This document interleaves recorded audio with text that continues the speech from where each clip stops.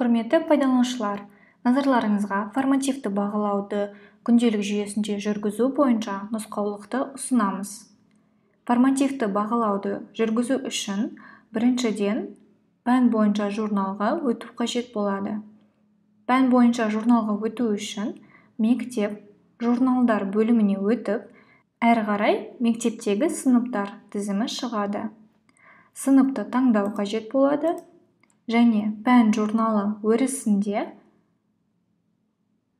қажетті пән таңдалады.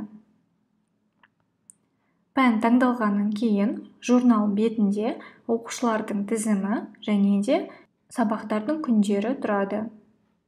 Қажетті топты таңдағаннан кейін, мысалы кезекші немесе қашықтық топты таңдағаннан кейін, мұғалім формативті бағалауды өткізу үшін күннің атауына басуы қажет. Басқаннан кейін сабақ парақшасы ашылады.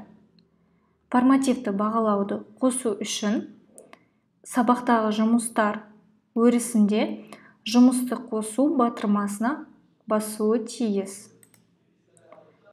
Сабақтағы жұмысты жасау парақшасы ашылады.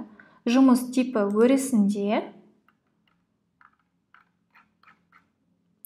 формативті баға жолын таңдау қажет. Формативті бағаны таңдағаннан кейін жасау батырмасына басады. Сабақ парақшасында қажетті өзгерістер енгізілді. Формативті баға деген сабақтағы жұмыс қосылды. Әрі қарай пән журналына өткен уақытта қажетті топты таңдап болғаннан кейін қосымша түрде формативті бағалау деген жұмыс түрі қосылды.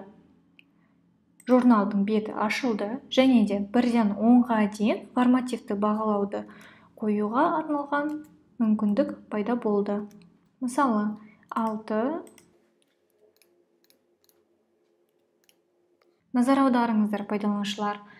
Осы сабақтағы жұмысты әр пән бойынша мұғалімі өзі қосып шығатын болады және де осы сабақтағы жұмыс әр күн бойынша қосылуы тиіс.